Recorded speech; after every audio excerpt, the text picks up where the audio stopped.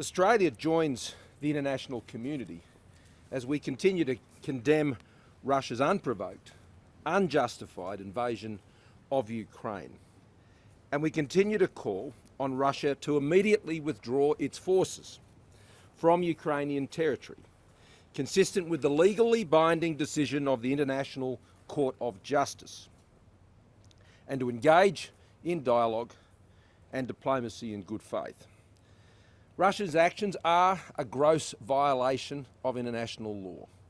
They're a gross violation of the principles that support a rules-based order that favours freedom, and as a result are a threat to all who rely on that, including here in Australia and in our own region. What happens in Ukraine does not just affect Europe. As we're seeing here in Australia, it affects, of course, the rules-based order upon which our own region depends. But it also is obviously affecting terribly Australians here with family in Ukraine, some 40,000 Australians of Ukrainian descent. It's having a significant impact on the world economy. So the relevance of what's occurring in Ukraine reaches well beyond its borders and its immediate surrounds. It indeed shakes the whole world. And as a result, we have joined with like-minded countries around the world in condemning the actions of Russia and giving them no quarter, and ensuring that we're encouraging all others to do exactly the same, to bring this situation, this terrible and awful situation, under control. Russia must pay a very high price for its brutality. It must pay that price economically. It must pay that price reputationally and in diplomatic terms as well. And it is indeed paying that price. And the incredible resistance and courage that has been displayed by Ukraine and Ukrainian people, by President Zelensky, the Prime Minister and his government, has been extraordinary and inspirational all around the world. And Australia has played its part in providing encouragement to the people of Ukraine and to their government. In the discussions that I and the Foreign Minister have had with senior members of the government, including, in my case, President Zelensky and Prime Minister Shimyal, the people of Ukraine have been defiant and they've asked for more help. They have been greatly appreciative of the help that Australia has provided and the recognition of what they're facing. But in our discussions over the last couple of weeks, they have made requests for more arms, for more humanitarian support, and they've also asked us for our coal to help power their resistance, to help them to deal with the energy situation and needs in their own country. And so that is exactly what we are going to do. Today, the Australian Government announces that an additional $21 million support package of defensive military assistance will be provided to the Ukrainian Armed Forces. It's ammunition, body armour, things of that nature. And that will be bringing our total military support now to Ukraine to some 91 million Australian dollars. We know that Russia's actions have targeted civilians, and it's disgraceful, causing carnage and devastation, unimaginable suffering, and the exodus of over 3 million people. This is creating a humanitarian crisis that I've discussed with European leaders, particularly those on the border of Ukraine, and talked about what their needs are.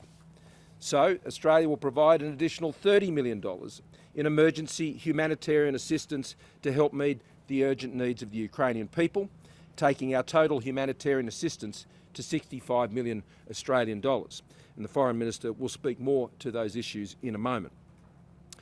To help Ukrainians forced to flee from Russia's war, the Australian Government will also continue to provide support to those who are coming here from Ukraine.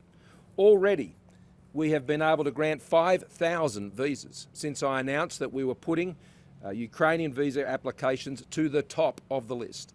And I want to thank all of those in the Department of Home Affairs who have worked so assiduously. And I want to thank the Ukrainian community here in Australia who have worked closely with us. And I particularly want to thank Stefan Romanov, who we've worked closely with, and all of his state leaders, many of whom I've now met with personally. In order to support those 5,000 already visaed Ukrainians to come to Australia, and they are coming across a range of different visa programs. They are coming on skilled visa programs, on family programs, they're coming on student visas, they're coming on tourist visas. In all of these cases, when they arrive in Australia, we will make available to them a temporary humanitarian visa. This visa will be valid for a period of 3 years. They will have the opportunity and be invited to apply for other longer-term visas should they wish to do so. This temporary humanitarian visa will give them the opportunity to work, to study and to access Medicare. In lockstep with our partners also, Australia will continue to pose high costs on Russia. So far, we have imposed 476 sanctions on 443 individuals and 33 entities. And today, in response to a direct request from Ukraine, Australia will donate 70,000 tonnes of thermal coal. This will help Ukraine's power generators operating and supplying electricity to the power grid at this critical time. They need that before the end of May, and we've arranged the shipping for that to take place and are working with other countries to ensure it can get to the Ukraine. So it's our coal, we dug it up, we've arranged the ship, we've put it on the ship, and we're sending it there to Ukraine to help power up their resistance and to give that an encouragement. We understand that it can power up to about 1 million homes, and this is incredibly important. This was a request that was made of us, and Australia is in a position to fulfil that request. It was also made to me through the Polish Prime Minister, and we're very pleased to be able to meet that need. In addition though, late last week it came to our attention that there was a ship that was due to dock in Australia this week to collect a load of alumina bound for Russia. That boat is not going to Russia with our alumina. Last night we put the sanctions in place which will prevent that from occurring. The government has imposed an immediate ban on Australian exports of alumina and aluminium ores, including bauxite, to Russia, which will limit its capacity to produce aluminium, which is a critical export for Russia. Aluminium is a global input across the auto, aerospace, packaging, machinery and construction sectors, and it's a critical input into weaponry, including guns, ammunition and missiles. Our decision here should say very clearly that to all companies operating in Australia, we are watching these things very, very carefully, and it's vital that we ensure that we diversify away from and not be providing any support to Russia, particularly at a time when they're invading their neighbours. This significant steps demonstrates our absolute commitment to holding the Putin regime to account, and we won't cease until we're doing everything we possibly can.